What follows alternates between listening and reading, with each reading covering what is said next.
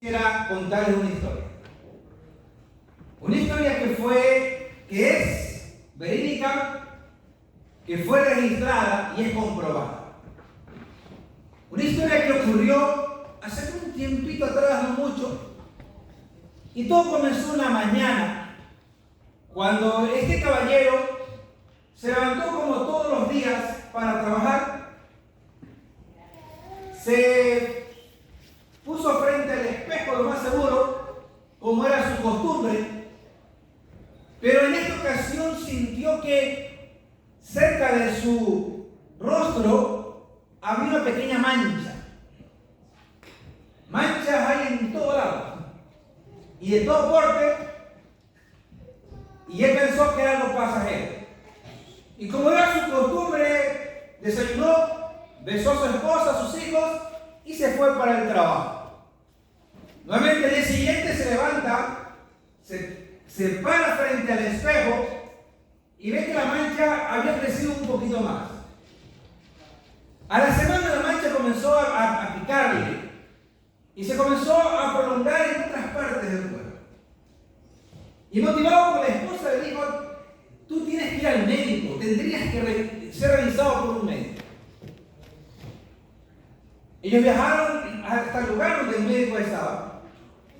Y el médico después, entre aciertos y no aciertos, el médico lo diagnosticó severamente. Y para los días siguientes ya la enfermedad tomó su cuerpo. Y da la impresión que la enfermedad lo comenzó a aislar para evitar un contagio por el contacto humano. Y comenzaron a aislarlo, comenzaron a tratarlo en cuarentena, hasta que su cuerpo comenzó a explosionar. Y la historia dice que es verídica, comprobada y registrada, que en esos días había un grupo de personas que estaban apurando, que estaban promocionando, que estaban testificando de que había algunos milagros que se hacían alrededor. Y su situación era caótica, era tétrica.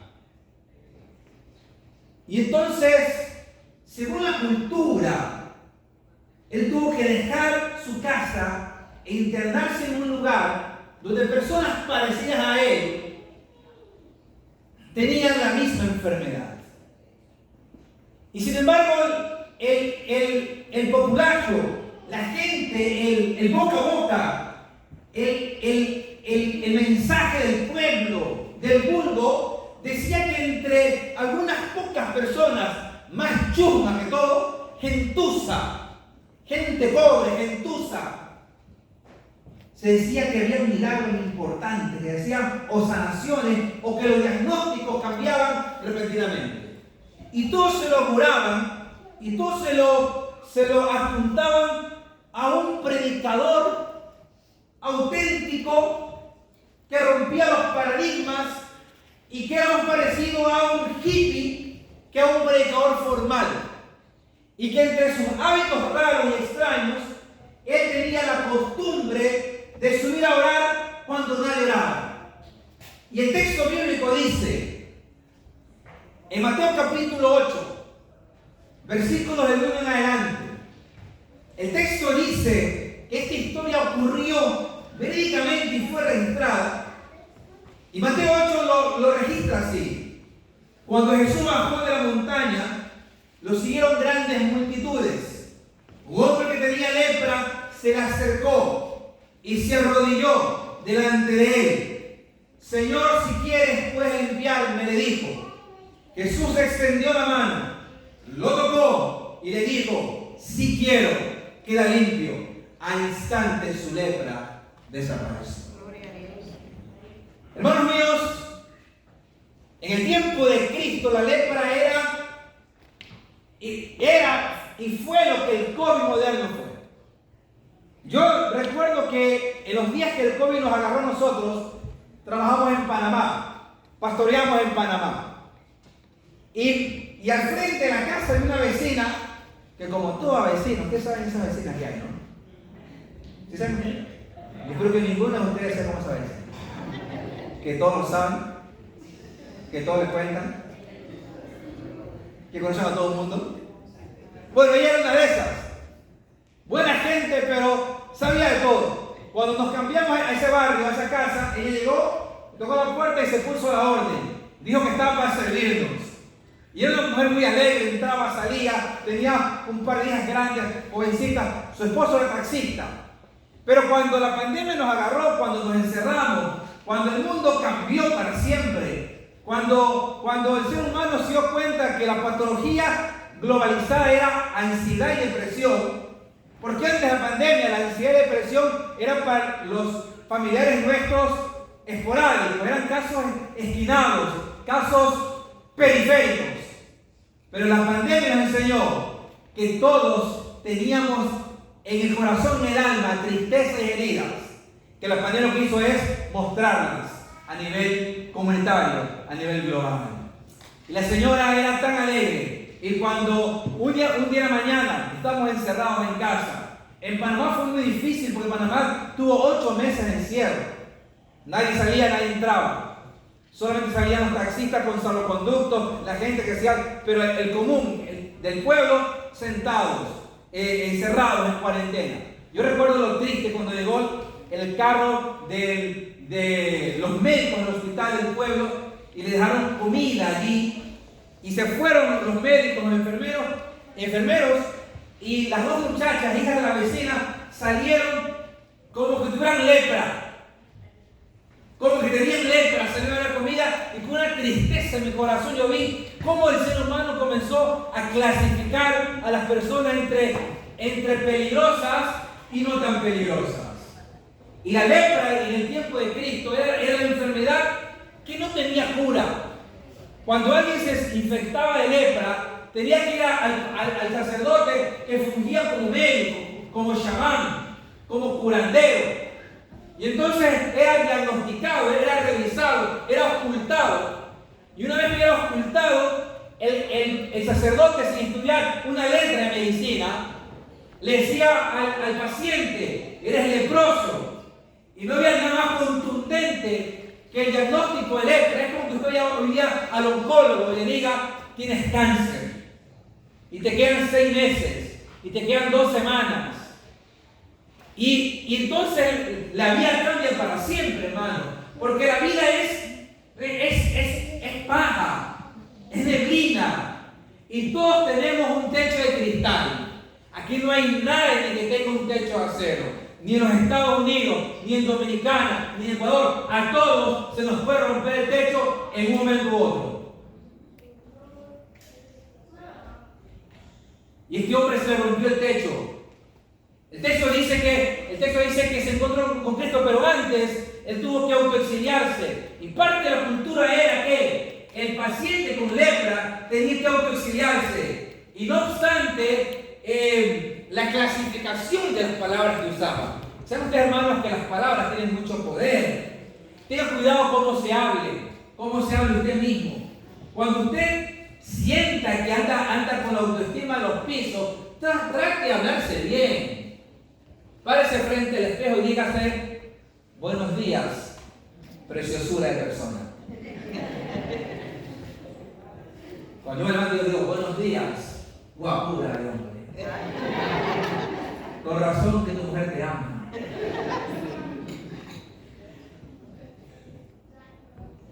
Traten de hablarse bien. Dígase cuánto se valora, perdónese, acéptese, ¿verdad? Reconcíliese con usted mismo. Y la pandemia nos enseñó que habían peleas internas en nosotros, heridas en el alma. Había heridas que no cerraron. Y el mundo cambió para siempre. Y todos fuimos leprosos en algún momento en la pandemia. A todos nos exiliaron, a todos nos encerraron. Y este hombre tenía que decirse a sí mismo: inmundo, inmundo, soy inmundo. Y se internaban en una cueva que le llamaban la caverna o el valle de ¿quiénes? De los leprosos. Y ahí morían una muerte súbita, una muerte por inanición, una muerte lenta moría. Hay gente que muere del alma. Antes de morir del cáncer, la gente muere del alma, del corazón. Hay gente muerta, hay gente que está en piloto automático. Están sentados aquí, pero su alma está en otro lado.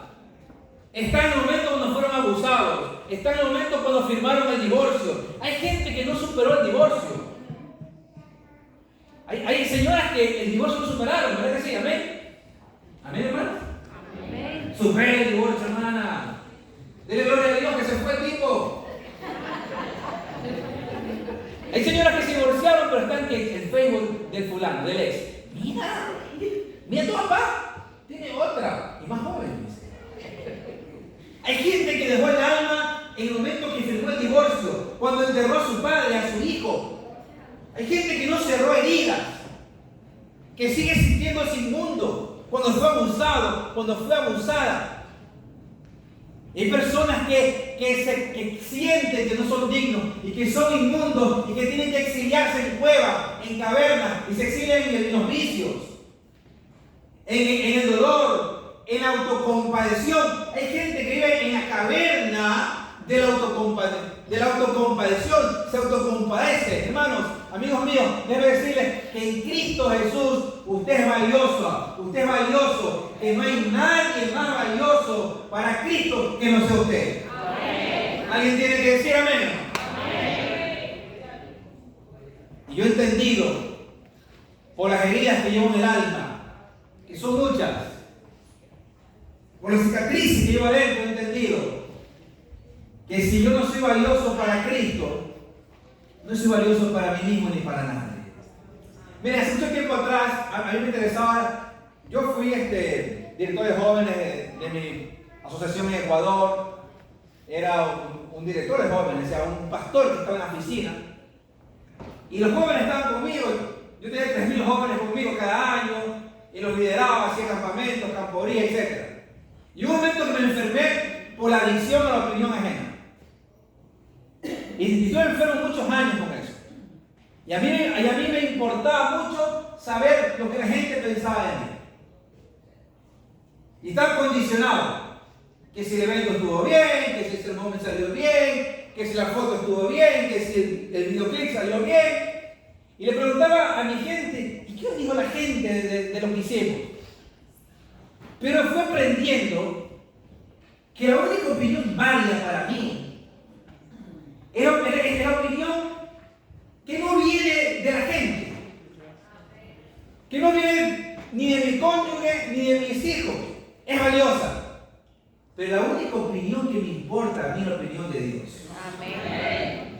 Y Él dice que usted es real sacerdocio, que usted es hijo, que es nación santa, que usted es heredero, que usted es la niña de sus ojos. Amén. Y eso tiene que levantar la autoestima, eso tiene que inflar el alma.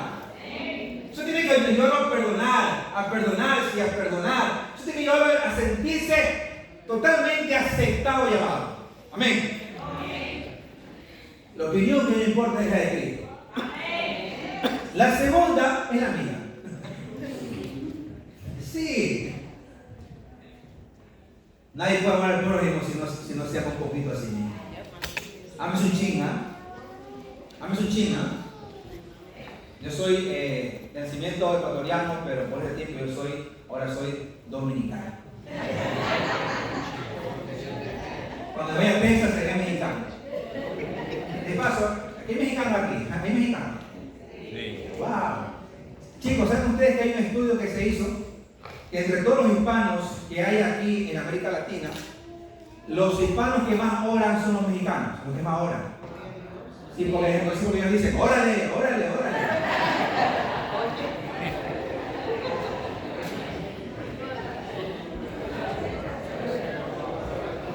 Hermanos míos,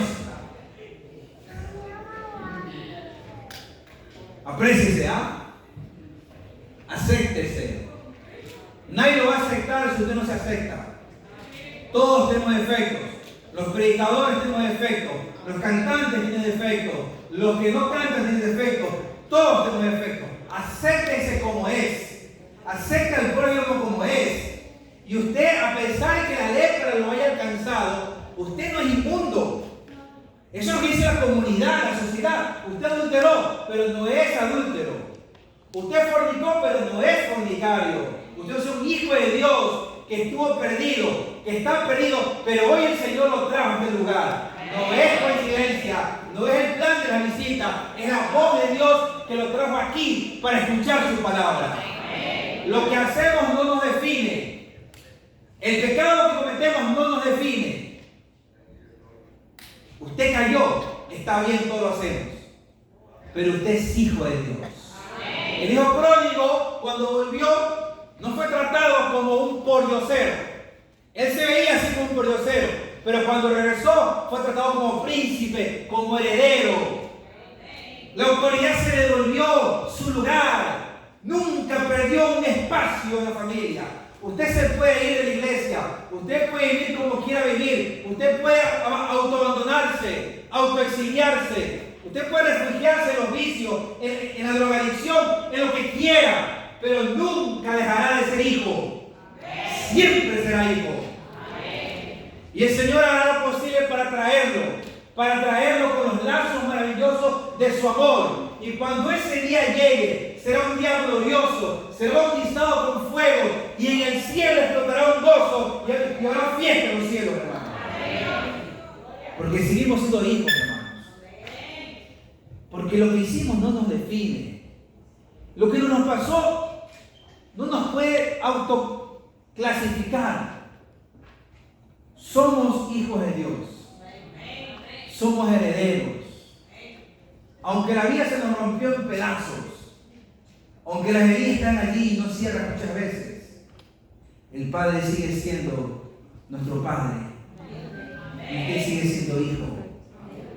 Y lo va a besar. Y lo va a recibir una vez.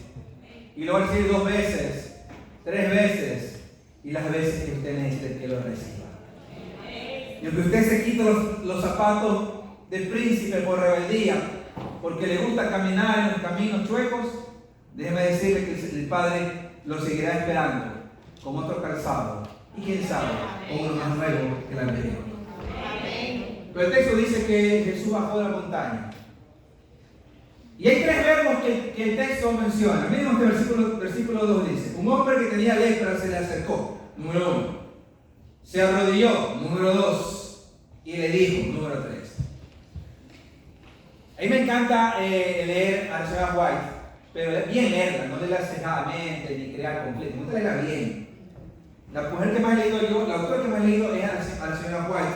He leído a Shakespeare, he leído a Cervantes, he leído un montón de gente. Pero nunca he leído a alguien como esta dama.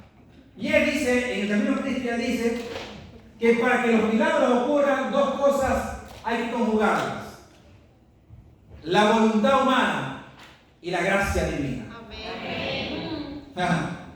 Hay 3 verbos allí: de leproso, aunque la piel estaba en los pedazos, aunque la carne le apestaba, aunque era una piltrafa humana, él tuvo fuerza para hacer 3 cosas que están sintetizadas en 3 verbos: se acercó, se arrodilló y pidió.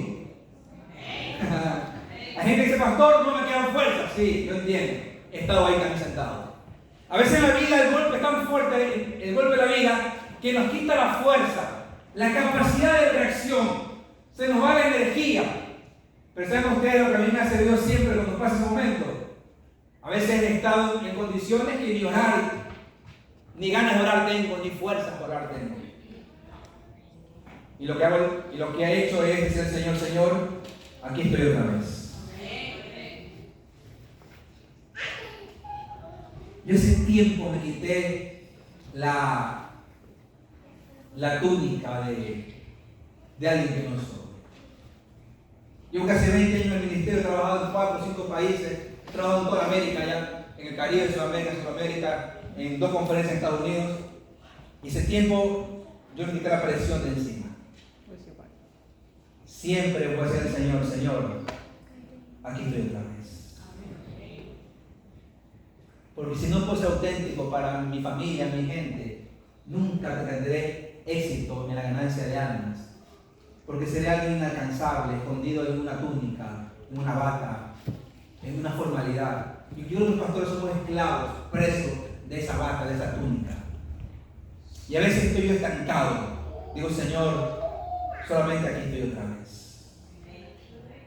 Y cuando tienes la poca fuerza, aunque no tengas nada, aunque no te quede nada, siempre tendrás fuerza para 3 acciones, para 3 verbos solamente. Acércate a Cristo, arrodíllate delante de Él y pídele.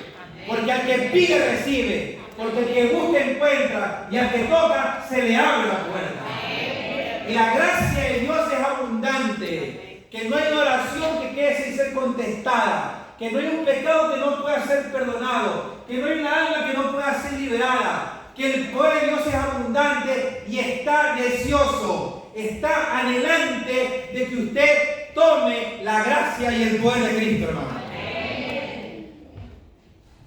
Y muchas veces he estado yo en debilidad absoluta, físicamente, mentalmente. Digo, Señor, a veces cuando mi fe me ha fallado, digo, Señor, que tu fe entre en acción. Yo le decía a mi esposa, ¿será que llenaremos 400 sillas ahora en el hotel? Y por un momento me faltó la fe. Yo soy un hombre de grandes eventos, de grandes campañas. No me gustan hacer cosas pequeñas. No me gusta, ¿verdad? Que digo, para que algo pequeño que lo haga el hermano anciano. Pero en un momento mi fe dudó y digo, Señor, mi fe está dudando. Entonces que tu fe entre en acción, que tu fe salve la campaña, que haga el milagro, hermanos. Y yo pensé reunir 230 personas. Y bautizar 25 personas ahora en abril. Pero Dios tenía 400 almas reservadas.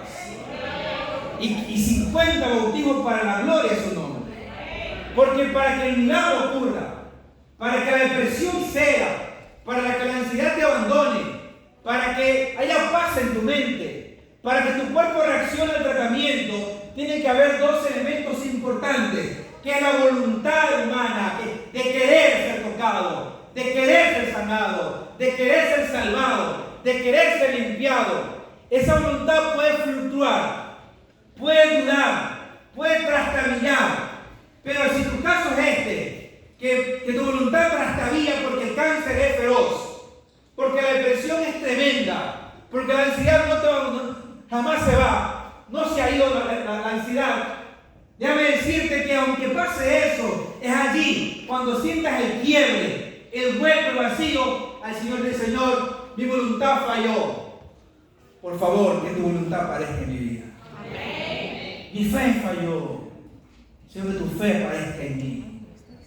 A los 3 verbos del leproso, miren 3 verbos de Cristo en respuesta. Escuchen esto, versículo 3. Él extendió su mano, Jesús, lo tocó al hombre y le dijo, si quiero. Ahora vamos a hacer un paralelismo bíblico.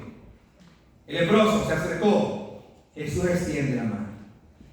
El leproso se arrodilló, Jesús lo tocó.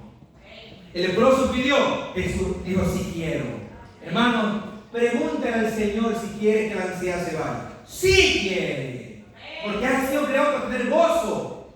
Pregúntale al Señor si quiere que la depresión te deje. Claro que quiere. Pregúntale al Señor si quiere perdonarte a ti mismo. Claro que Él quiere que te perdones. Pregúntale al Señor si quiere que la enfermedad retroceda.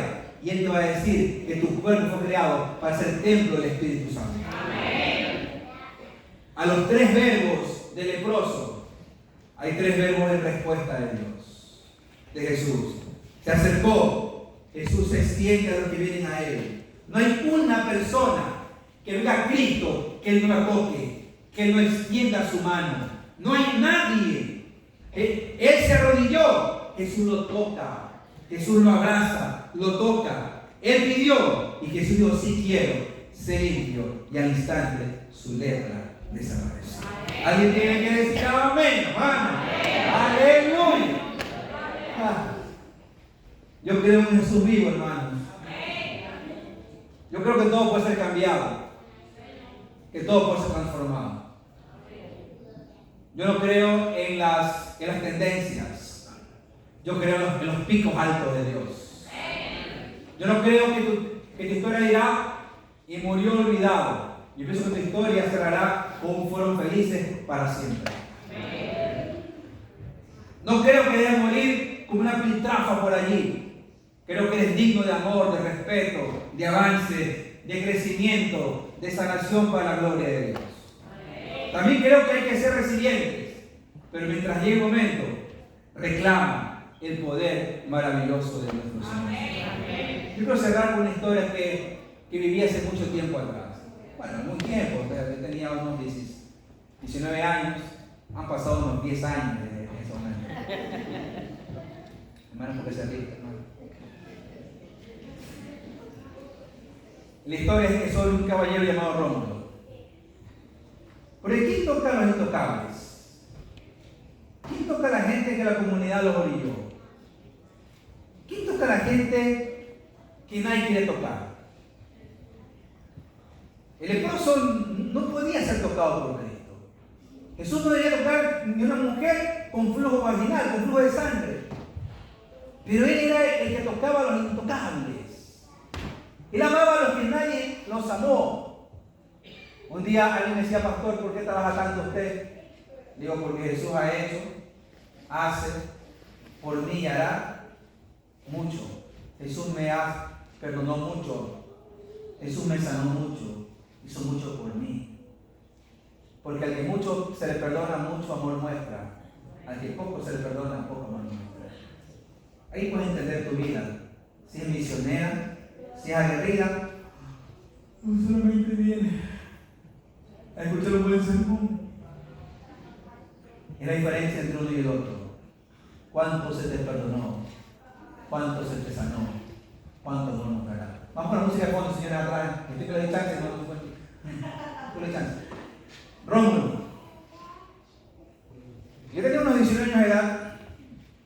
Cuando ya en el pueblo de Guayaquil, en mi iglesia, una iglesia grande de unas 600 personas, estaba encargado de los jóvenes, era director de los jóvenes de la iglesia. Y recuerdo que salíamos de una reunión entre semanas, planificando un programa. Hermano, con la música de fondo, hermanito. Y recuerdo que en la esquina de la iglesia, en una esquina oscura, con poca luz, se acercó un hombre casi desnudo. Y recuerdo que ese hombre casi desnudo se arrodilló delante de los 5 o 6 jóvenes que habían ahí. Estaba su torso desnudo, una pantaloneta o shorts sin elástico, sin cintura, sin cinto. Era evidente que sus vellos públicos estaban casi a la vista del público. Y había 2 o 3 chicas de parte del equipo nuestro, jovencitas de 18 años. Entonces él se arrodilló y dijo, hermanos, ayúdenme. Su aliento hería a alcohol. Era evidente que era un adicto, un preso de las drogas, del alcohol, de los vicios más bajos. Y ninguno tenía más de 20 años allí. El hombre por lo menos oscilaba sus 40, andaba en sus 40. Y entonces uno de los chicos que era más parroquial, que era más, tú sabes, ¿no? Más tigre, que tenía tigueraje, uno de los muchachos nuestros, digo, yo lo conozco, dice. Sí, aquí 5 cuadras de la iglesia. Se paró un taxi, él lo subió al taxi y se lo llevó.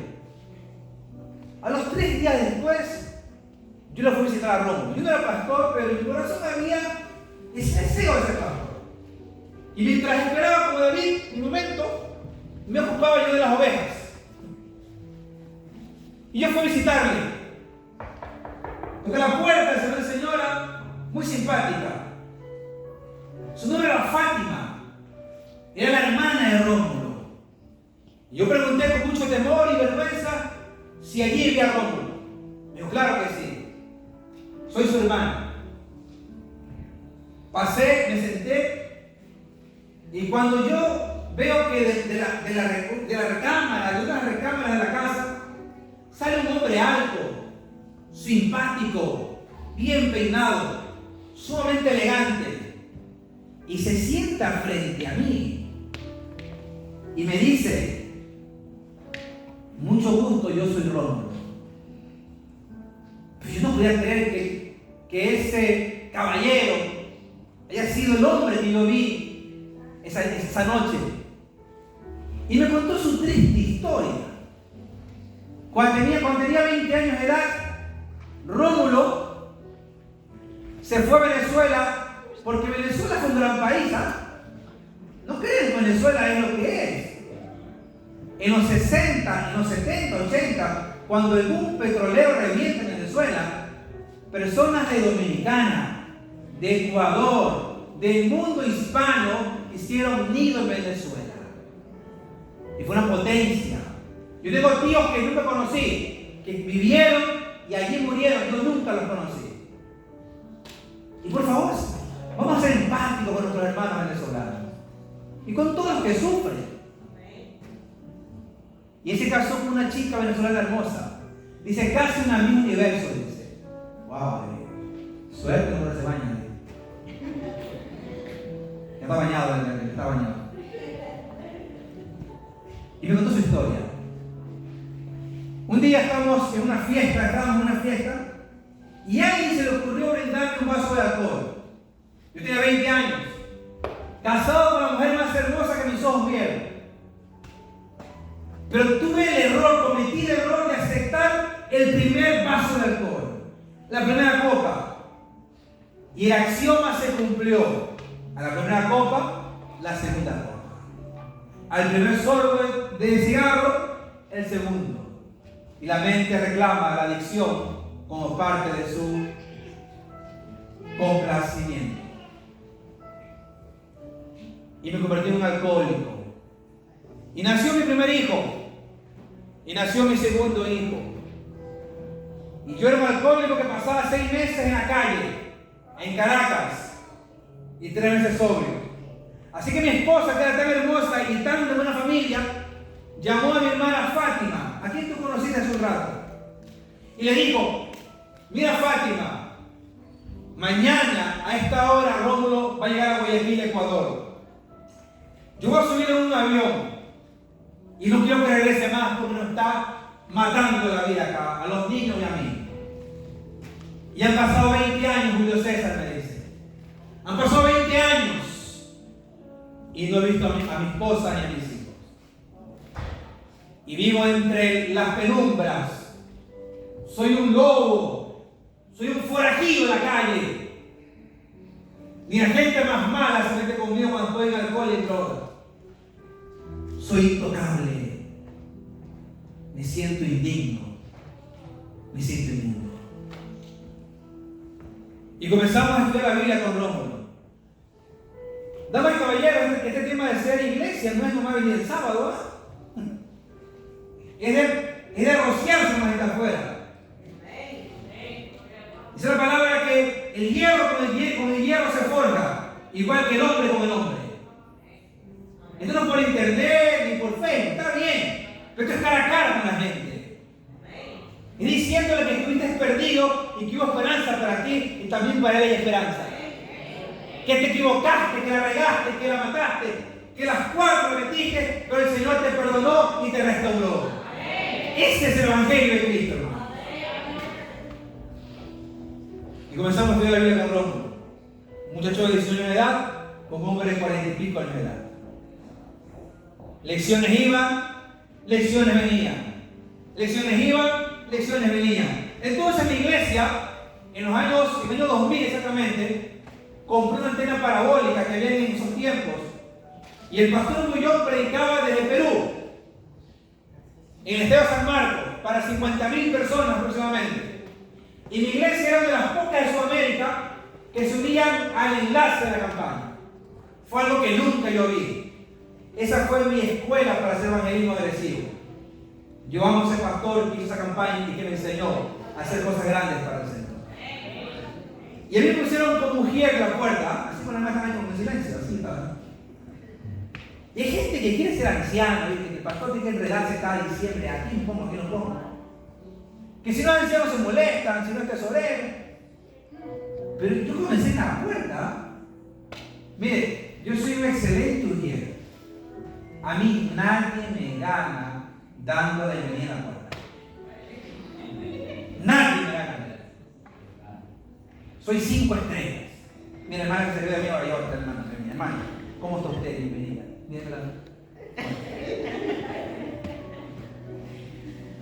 Me acuerdo yo me entro de casa en la iglesia. Esa hermana así. ¿Cómo está? Bienvenida.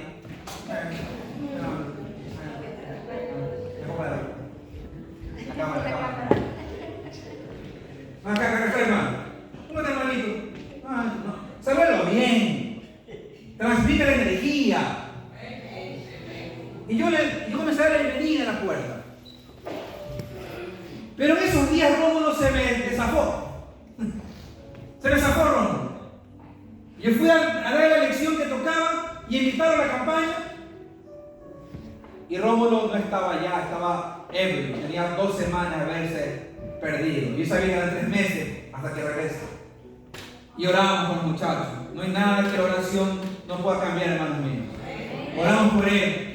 Pero el día de la campaña llegó y estaba en la puerta dando la bienvenida. Y mi corazón oraba por Rómulo. Pero estaba perdido en la calle, alcohólico, drogado. Cuando eran 8 en punto de la noche. Y ya el pastor estaba por pasar. Y el estadio cantaba. Y la gente cantaba. Y los hermanos acá, los 600 hermanos cantaban.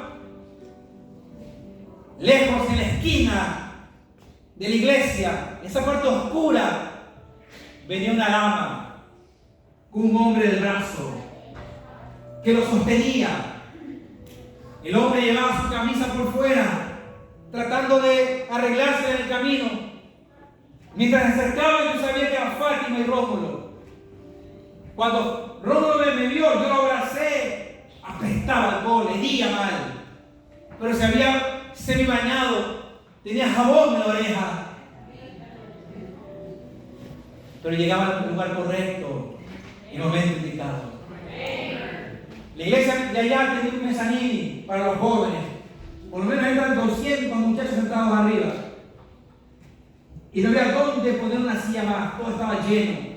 Bullón estaba por predicar, estaba casi orando. Y yo subí con él y le digo a Rómulo, arriba de mi asiento. Pero si tú dices buenas noches, vas a encontrar 3 asientos. Cuando él subió, saludó y la gente se abrió. Y quedó una banca para él solito. Qué llamado con risa este, ¿no? Qué tremendo este pastor. Y malo, ¿qué tengo que decir? Qué llamado de con risa. Y entonces el pastor Bullón comenzó a llamar. Comenzó a predicar y comenzó a llamar. Y decía, no importa quién eres tú, donde estés. Si estás borracho, si estás divorciado, si tu hogar está en pedazos, caído, si has perdido el respeto de tu familia, ven adelante. Y decían los pastores allá en su iglesia, párense allí y que la gente venga. Y mi pastor se paró allí. Y estaba en la puerta allí como soldado. Firme en la puerta yo. Feliz. Cuando yo me descuido un chin, me descuidé un poquito y Rómulo bajó del mezanino y yo lo vi ya en medio pasillo de la iglesia. Y digo, ¿dónde va, muchacho? Y me acerco y le digo, ¿qué estás haciendo? Ese hombre dice que mi única salvación es Jesucristo. Y yo quiero bautizarme. Pero nos faltan lecciones por hacer. Meramente legalista, ¿no? Mía, dogmática. Faltan lecciones. Julio me dice, ¿y tú estás semi borracho? Le digo. Y yo lo iba ahí paradito. 50 hermanos adelante y yo ahí dándole como el diablo. Y me dice, ¿tú no crees en lo que predican?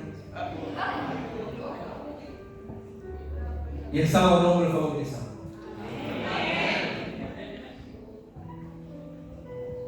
Parte del consejo que el pastor le dio fue: cámbiate de ambiente y de ciudad, cambia amigos.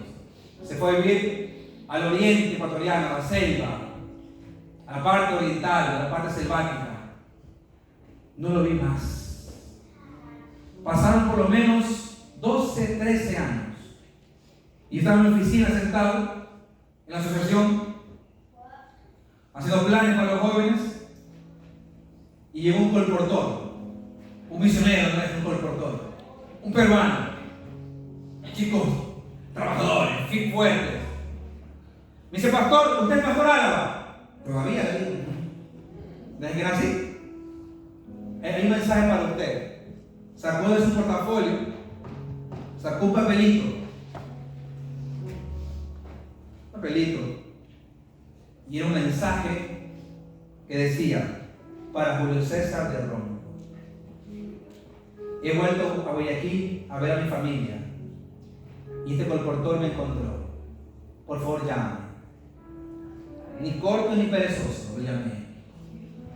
Nos sentamos a tomarnos un jugo cristiano, adventista, sin azúcar,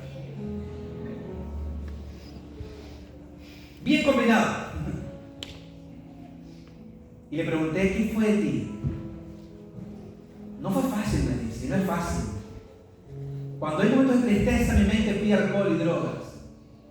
Pero llevo más de 10 años abstemio. Recién llegué de Venezuela. ¿Te fuiste a Venezuela? Sí. ¿Y cómo te fue? Bueno, mira, mi esposa ya se olvidó de mí y se casó, pero me perdonó. Y he recuperado el cariño y el respeto de mis hijos. Y te cuento, me dice, el mayor es un arquitecto y el segundo es un misionero que va para el África para ser misionero. Señor, si quieres puedes limpiarme. Claro, cabezón, que quiero, dice el Señor. Claro que quiero limpiarte. Desde luego quiero limpiarte. Te has demorado mucho en venir. Hoy es el día aceptable. Hoy es el día de salvación. Hermanos míos, amigos que llegan hoy, invitados por alguien, hoy es el día. Hoy es un gran día. Hoy es el día pactado del cielo para que la lepra sea, para que la entidad sea, para que los pecados sean perdonados, para que el hogar se restaure. Hoy es el día, hermano. La hermana Patricia, me encanta Patricia. Y Patricia va a cantar.